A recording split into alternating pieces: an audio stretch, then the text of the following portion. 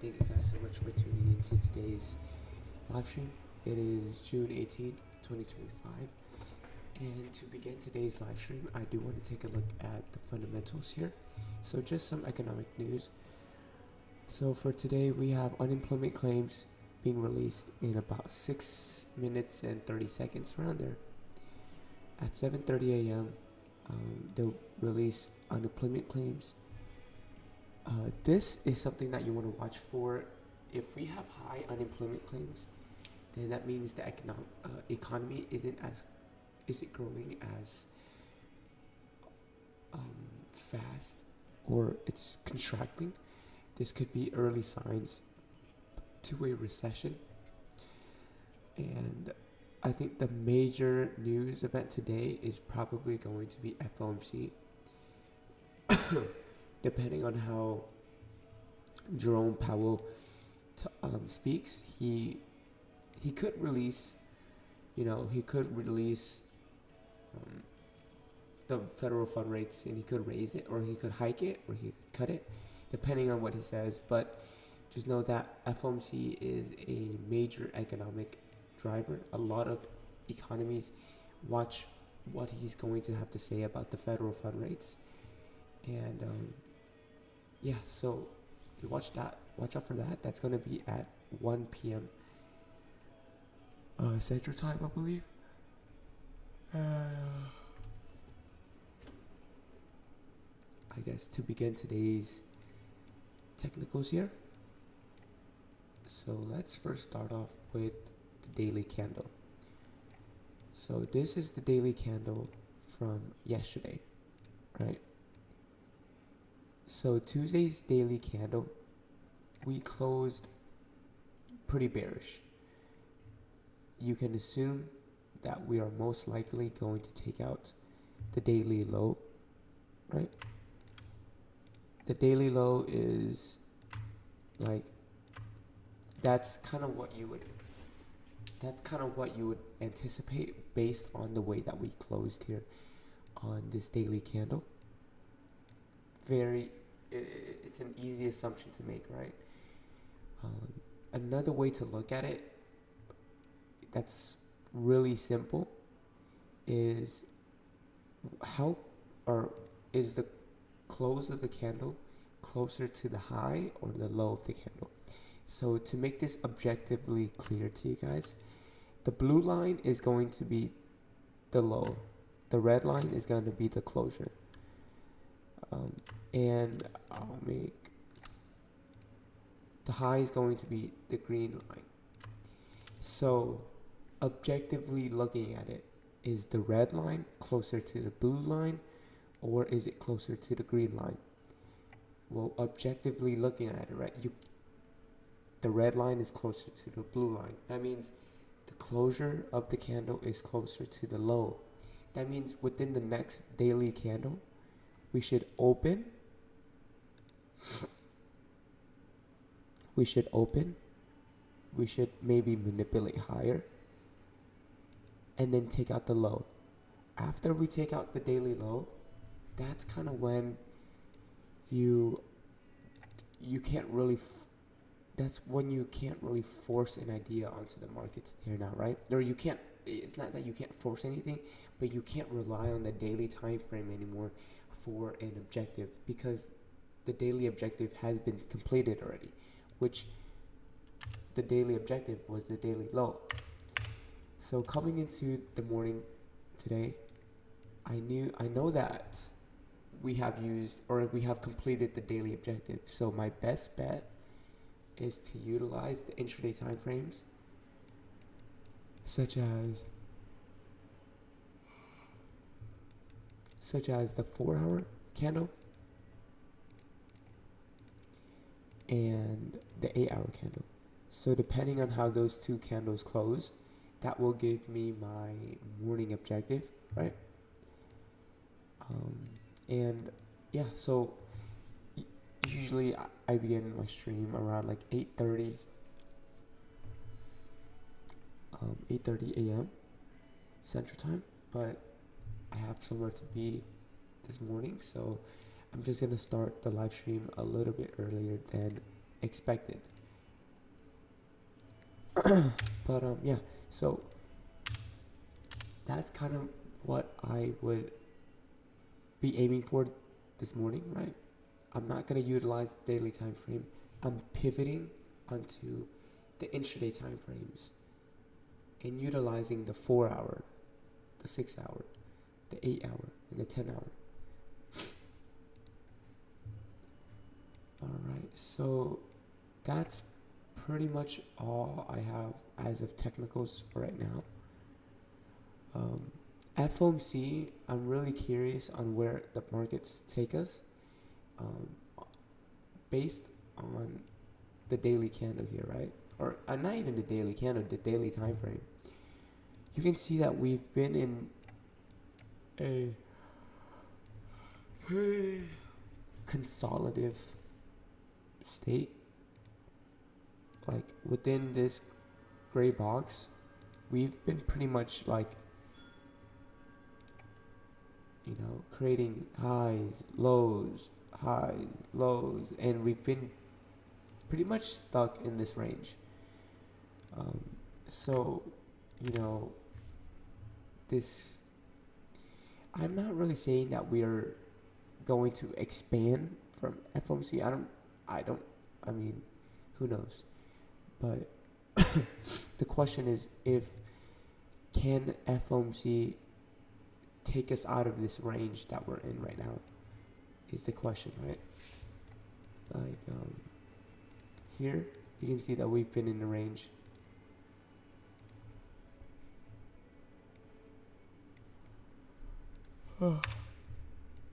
But yeah,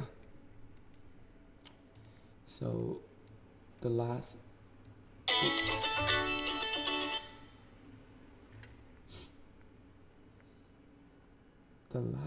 thing I want to do is take a look at my pros and cons and go over just a quick review over it with you guys. And that was my timer for me to get ready and go. But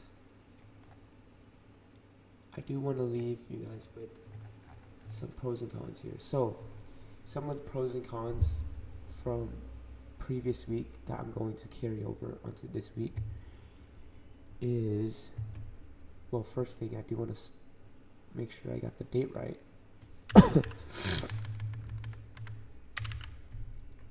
Alright, so the first pro here is for me to continue to take consistent trades. I need to be able to identify 3 components of my strategy before I even execute a trade. The 3 components that I look for in every single one of my trades is higher time frame objective, model, and entry pattern. Those 3 things make up what my strategy is. And if I'm able to identify those 3 things consistently over and over and over again, that is what I'm really aiming for here, right? Those higher time frame objectives is essentially the bigger reason for why prices should go in a specific, or why prices should go in that specific direction, right? Is the daily candle suggesting higher prices, and we're aligning that with the model. So that transitions over to what a model is. So your model is how you align yourself with the higher time frame objective. For example, your higher time frame objective could be based off of a 4-hour high. So you're anticipating the next 4 hours. Within the next 4 hours, we should take out that 4-hour high. So to align yourself with the 4-hour objective, you could utilize the hourly time frame as your model, right? If you're bullish for the next 4 hours, then you're looking for a bullish 1-hour candle. And you can apply this onto every single time frame. Time is fractal. So like I kind of went over with you guys here on the daily time frame, how I was doing that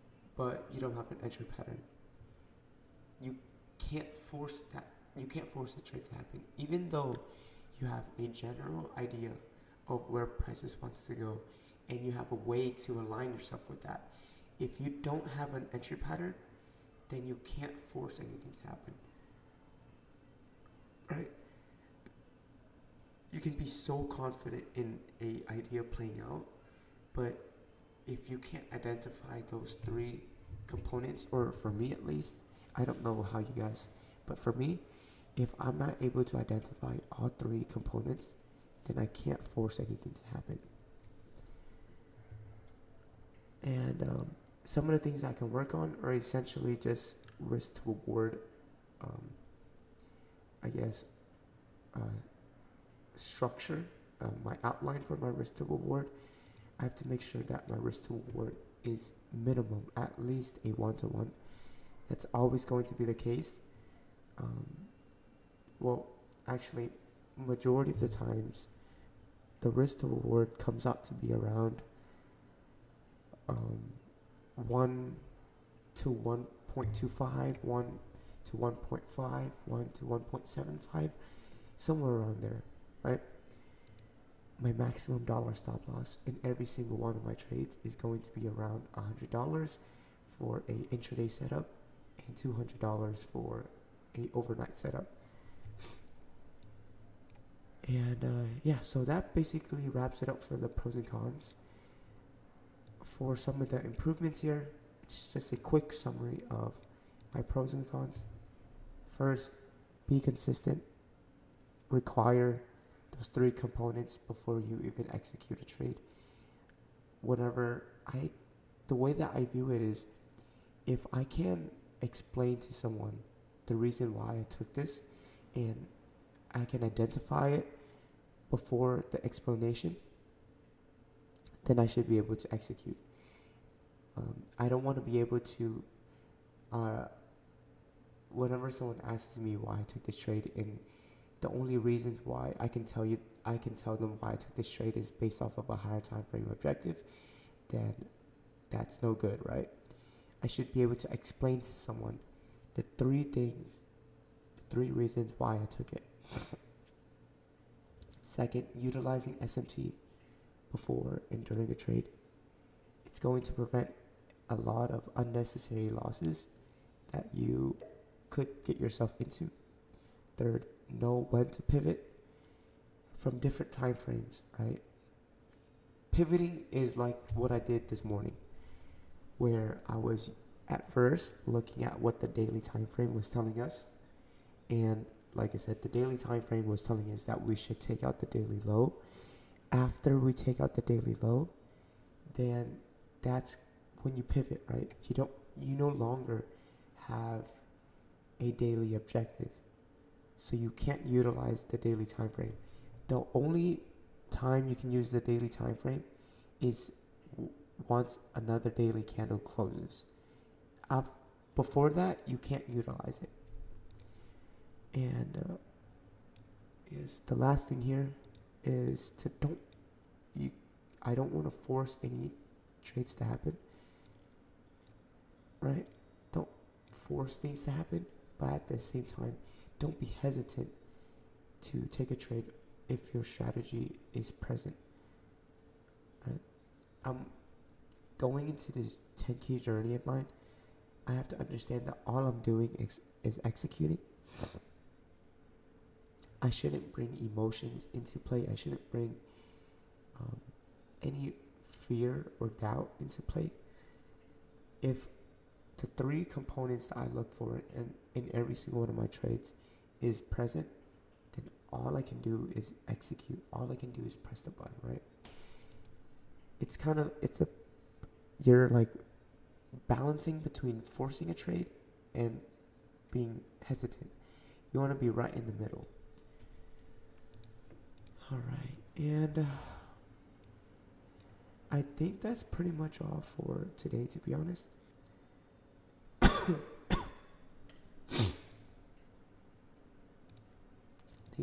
think that's gonna wrap it up for today.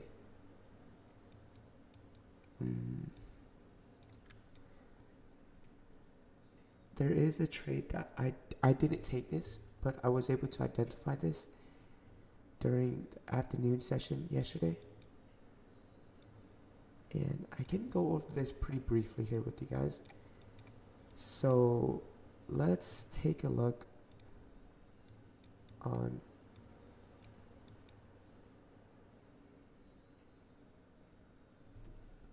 the hourly time frame. So this hourly candle here, right here. So the way that we close here on this daily or this hourly candle is suggesting to me that we should most likely take out the hourly low. So that means within the next hour, I'm going to be bearish, looking for the hourly low to be taken. That's my higher time frame objective. The way that I align myself with this objective is on the 30-minute time frame and the 15-minute time frame. And so I noticed that, or first off, let me mark out the hourly low. So that is the hourly low right there. And I noticed that the 30-minute low, or the 30-minute candle, is also suggesting lower prices. But notice how the 30-minute low is different from the hourly low. So that means that I can use this time frame to align myself with the bearish hourly order flow. The 30-minute candle is suggesting lower prices, right? And one thing I also notice here is that this 15-minute candle, its low is also different from the hourly low and the 30-minute low, but it also suggests lower prices. And so now the whole gears, it shifts a little bit, but the higher time frame objective for me is still going to be the higher time, it's still going to be the hourly low, but there's a second higher time frame objective, which is the 30-minute low.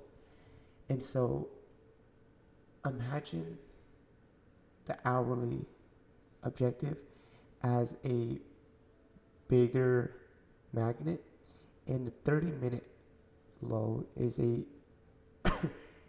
it's a medium-sized magnet, and the 15-minute low is a smaller magnet. Not even both, all three of those time frames, the 15-minute, the 30-minute, the hourly, they are all in support of lower prices. And so because I know that my model here is based off of the 15-minute time frame, I go onto the sub 5-minute time frames for a entry pattern. So I noticed that there's this 1 minute fair value gap here that supports the idea of us continuing lower. So at 4:15 Eastern time, right? Once we rebalance into this inefficiency, I'll take my entry. And so here you can see that whenever on this very candle right here, that candle right there, we open below the 1 minute fair value gap, we retrace back into the inefficiency, we take out the 15-minute low, which is that red line. So we take out the 15-minute low, we take out the 30-minute low, which is the blue line, and then we take out the hourly low, right? It's a very simple approach, and that's all you need.